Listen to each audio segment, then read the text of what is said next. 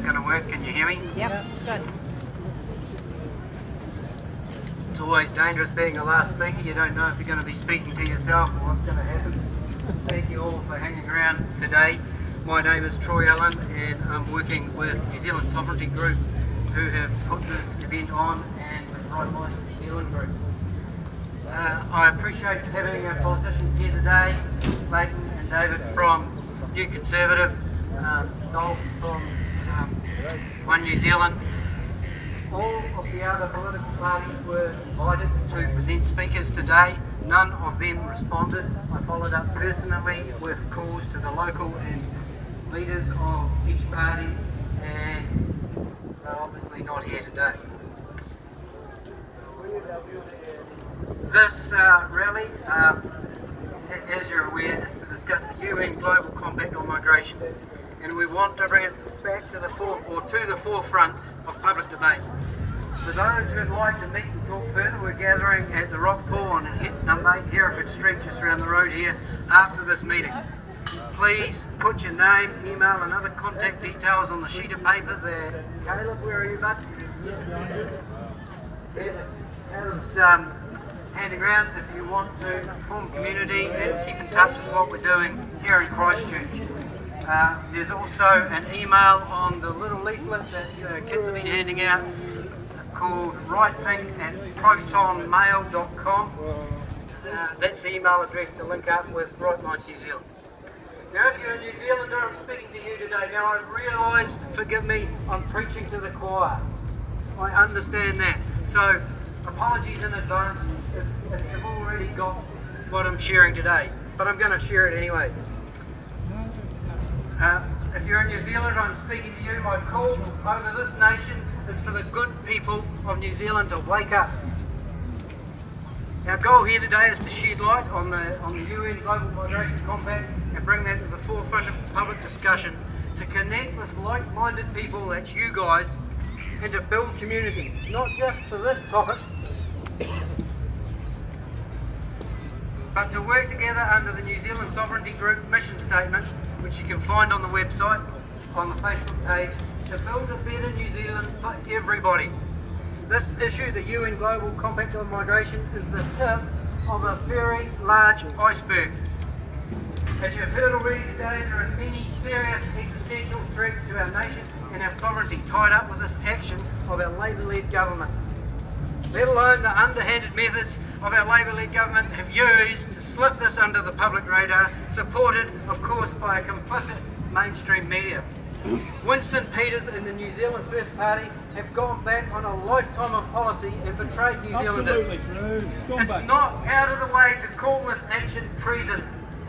And Winston Peters, New Zealand First, Jacinda Ardern, the Labour Party, Goldrich and the Green Party should all be held accountable for treason. Why are we here? Why are we fighting? What are we fighting for? My desire is to build a safe, strong, healthy, wealthy and enduring New Zealand. One my children will thrive in and be proud of. One they will protect and understand the cost of building and maintaining it, and invest in maintaining it them themselves and every generation after them. Wake up, New Zealand. Understand this. If you do not wish to engage at this stage, please understand, sooner or later we as a culture, as a nation, will pay the cost. We can pay a little now and stand up and be heard and promote a transformation in the destiny of our nation, or as history has proven, you can pay a lot later while you live in fear or worse, apathy, and watch our culture crumble around you and wonder at your sad inheritance, loss of freedom and bondage to hardship and desperate struggle that our socialist elites will inevitably inflict upon us. Wake up, New Zealand! If we lose freedom here, there is no place to escape to. If we lose freedom here, there is nowhere else to go. If we lose freedom here, there's no place to escape to. We are the last stand on earth. We are the last stand. Once freedom in New Zealand goes, there is nowhere else in the world you can go to. Wake up, New Zealand! If because of persecution you're afraid to join us and speak out, you've already lost. In history, this nation's children will wonder at your gutless ignorance. To see and do nothing makes you guilty by complicity. New Zealand, I want you to understand. Emotions give thoughts power. This is why the crying left is so vocal about their gender dysphoria, their covetousness, their demanding they have and receive their rights. Have they silenced you through fear of being labelled a bigot, a homophobe, a discriminator, religious, or a Nazi, or any other label they give to shut you up and keep you quiet? It's a fucking honour today, mate. Wake up, New Zealand! I implore you, do not live under the spirit of fear, but of love, of power, and a sound mind. While they bleat about their rights, I call you up to your responsibilities. When they say you're being judgmental, tell them you're called to be a judge of good and evil, as are they. Tell them a parent's number one job is to teach their children to judge wisely. To be an adult, you must judge, which explains why the screaming nosed snowflakes so often behave like children, devoid of logical, mature debate on the destiny of nations and how best to achieve that. Wake up, New Zealand! If I'm speaking to you, get off your ass. Join us for a respectful yet powerful response to the issues of our times. Then become the wise people of New Zealand who understand the times and know what needs to be done. Study, learn, unite and act. Fulfill the purposes of God for your generation. Fulfill the purposes of God for this nation. We don't come empty-handed. We have some tools and resources to support you. The kids have been handing those out and I hope you've got one. The first step is to join together in community. Sign up to the email address on the handout, rightthink@protonmail.com. Put your name on the contact list. Come and introduce yourself after the rally at the Rockpool Bar and Restaurant, 8 Hereford Street. If you're not moved to action yet, I understand. I too thought I would like to just go away to the bush and forget about the world. What can I do? I'm just one person. I don't like the stuff, the fighting, the arguing, the hatred, the envy and dissension that's growing in our nation and around the world. But understand this, history proves you cannot outrun this cultural eclipse. It will find you, and when it does, the world you have allowed to grow, the world you have allowed to grow, will be a cold and unforgiving master. Wake up, New Zealand! You must understand. Our Prime Minister Jacinda Ardern was President of the International Union of Socialist Youth, a group encompassing socialist, social democrat and Labour Party youth organisations from more than 100 countries. A massive organisation that holds consultative status with the United Nations. New Zealand, this is who your leader is. She has dedicated her lifetime to that cause. One world government used to be something we guarded against as a nation. Our government is building a highway to usher it in. The UN Global Compact on Migration is just the tip of the iceberg. Nearly there. What do we really want our nation to look like?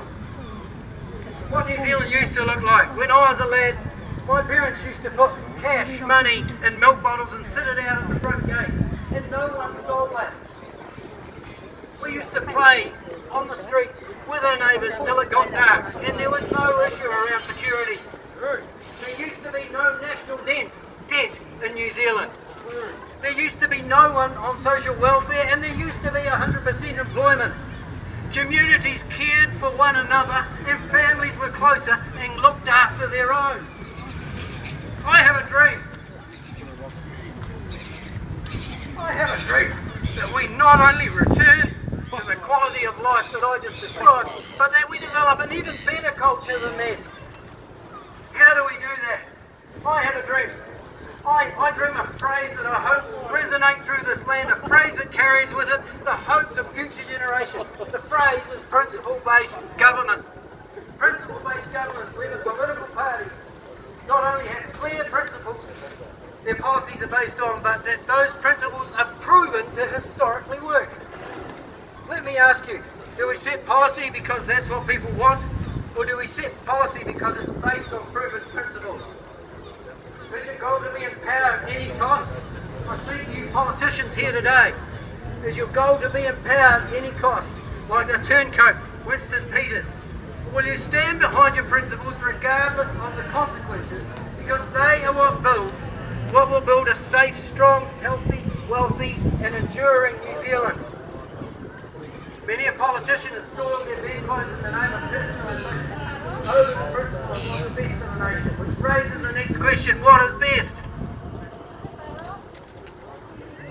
How do we know any given philosophy, ideology, idea or policy is best for our country? I'll tell you how.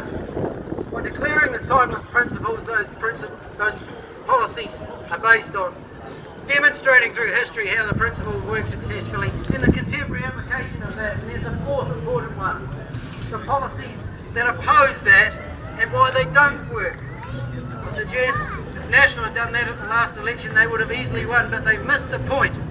The populace has been severely indoctrinated in the ways of socialism based on secular humanist worldview through years of socialist control of our education facilities and subsequently our media.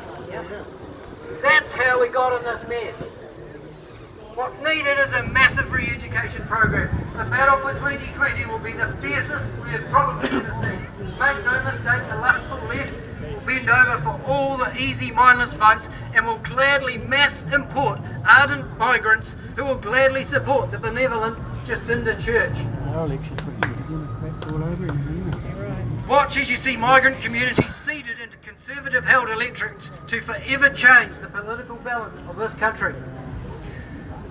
The Jacinda Church understand well the socialistically indoctrinated populace will gladly swallow the pill, given the principle: if you rob Peter to pay Paul, Paul will always vote for you. Principle-based politics, as I've outlined, is the key. Re-education is the key. Wake up, New Zealand. What are you going to do about this? Come together as a community and be heard. Contribute with skills, ideas.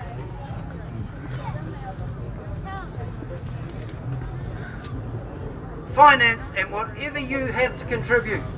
Sign up to RightThink at protonmail.com. Fill out the contact sheet being handed round. Join us at the rock pool afterwards. Come and introduce yourself. Have I moved you to action yet? I hope I have. If not, I want you to hear this.